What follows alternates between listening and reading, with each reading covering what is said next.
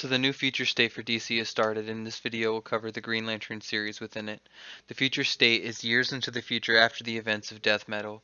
The Green Lantern future state series starts off in a very different way than expected. The story is split into three separate parts from separate perspectives and different artistic choices as well. We open up with a few notable Green Lanterns, including John Stewart, Salak, and Nort, holding off an army with energy-based guns and swords instead of using their Green Lantern rings for some reason. They are literally gunning down and cutting through anybody who tries to get past them to these innocents. One comments how easy the battle would be if they had at least one Green Lantern ring between them all. The Savage Army worships their god in red as they charge to their deaths against the former Lanterns. They simply want to spread blood for their god. We then get a flashback to John remembering what happened to bring us to this moment, to what exactly happened to the Green Lanterns. He remembers a conversation with Kilowog, who explained some sort of diplomatic mission into the Dark Sector ended most of the Green Lanterns. Kilowog was heavily injured and coughing from the battle, and even said their rings didn't have a shot at winning against this enemy. It appears the Green Lantern Corps is no more. After the first wave of attackers, the former Green Lanterns try to evacuate the defenseless people off the planet, which doesn't go too well. A fleet of the God in Red's battleships arrive and destroy the many escape vessels they had. The prime of this sect of the God of the Red arrives to finish the remaining forces on the ground where John and friends are holding up, only making the battle odds worsen for our heroes. Being overwhelmed by the elite soldiers of the God in Red's forces, the former Lanterns do their best to hold the line and keep the villains from getting to the innocents. John stares in disbelief as the inevitable happens, though. Nort's chest is impaled by a spear from the prime of the sect who rejoices in his death. An edgy and bleak story concludes on that cliffhanger. We then pick up in a new storyline somewhere in Space Sector 0123, 13 months after the Green Lantern Corps has stopped functioning.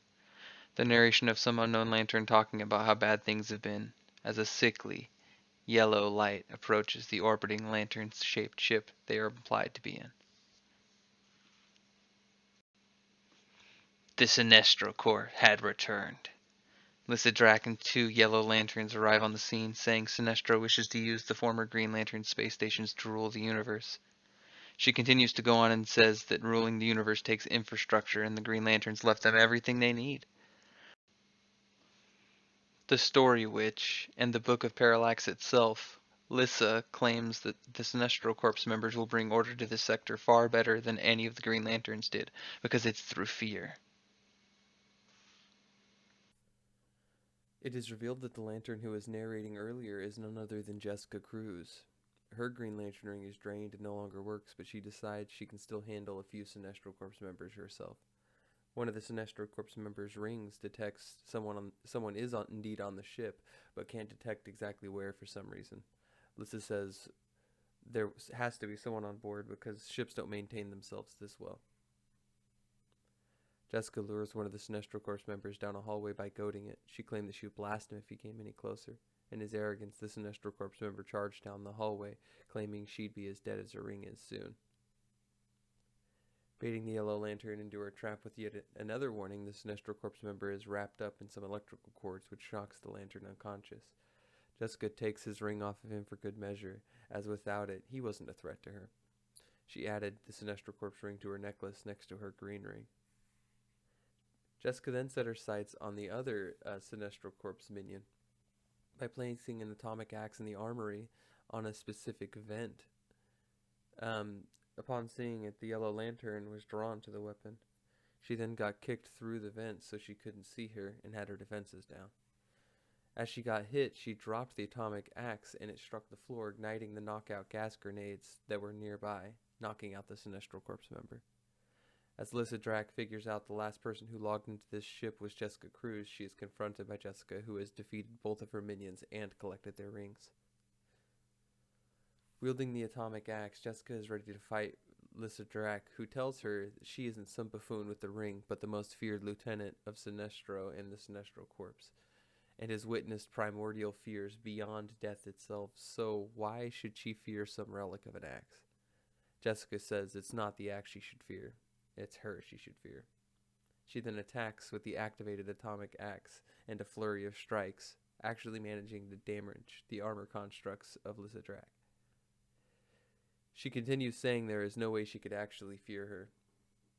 Jessica kept fighting until the old atomic axe malfunctioned and turned off. Lysidrak immediately smiled and said Jessica will fear her, and launches a twisted-looking centipede construct at Jessica. Dropping the atomic axe, she was wrapped up by the centipede construct, which whispered all of her fears to her as it latched around her, but she claimed she had coped with her fears for years. She did, however, still panic and grab the only thing she could get her hands on as Lyssa approached. Grabbing the Yellow Lantern power battery, she bashes Lyssa on the head with it, catching her off guard and causing her to bleed. Lyssa was confused on exactly how Jessica could stop the integration of the yellow power battery into the station, let alone move the power battery at all. Jessica, however, began to feel odd as one of the yellow rings bust off her necklace, dropping her other lantern rings to the floor of the ship. Jessica Cruz of Earth. Jessica becomes terrified at what's happening. You have the ability to instill great fear. But for the first time, she didn't have to overcome her fear. Welcome to the Sinestro Corps. She just had to reach out and use it. We then transition to Guy Gardner, who's on a quote-unquote 5-minute mission, according to the Squirrel Lantern Bugdude that told Guy over his Green Lantern ring communications. He is there to recover a piece of space debris that had fallen onto a non-developed planet. The native primitive people had begun warring over the holy object that had fallen from the sky. Guy showing up to stop all the madness. However, his ring turns off in the middle of the crisis and he falls into a building, yelling at his ring to reactivate, claiming he meant to fall down like an idiot. He keeps the debris with him. At first, he blames Bugdude for playing a prank on him, but his ring gave absolutely no response back at all. Yelling at the locals that the debris is holy, that the debris they think is holy is trash and junk, he realizes without his Green Lantern ring working, he has no way to translate his words into their alien language. This made things way more complicated. 1 year later, Guy finds himself leading the two separate factions, still with many problems keeping them from prospering. 5 years later, the problem continues, but Guy finds himself stuck on the planet as a prophet. His ring still doesn't work. 35 years later, Guy has made the warring factions work together and even gave them an important societal upgrades like irrigation and plumbing. Both factions agreed Guy has given them much outside of killing one another. But claims of Guy's prophet status and the Book of Guy being wrong began to cause problems. Confronting the rioters with words of the leaders of their religion that believes in Guy as a hero or a man from the skies, they argue whether Guy is a true prophet or not. They claim that Guy is a heretic, and Guy says he doesn't believe in religion, or not that it matters to him, as he brought so much good to them either way. They say there is a new prophet who is the one true prophet. The prophet speaks out from behind Guy, causing all his supporters to bow and Guy to turn. He tells the guy he opened up a new Warriors bar and didn't tell him about it. Oh, that's so uncool. Guy turns to find Lobo on his iconic bike as the crowds call him a prophet. The main man returns to ruin Guy's whole 35-year run on this planet. I'm very curious to see what happens next, especially with the Jessica Cruz series. Her being a Yellow Lantern seems very interesting, and I'll review that in a separate video.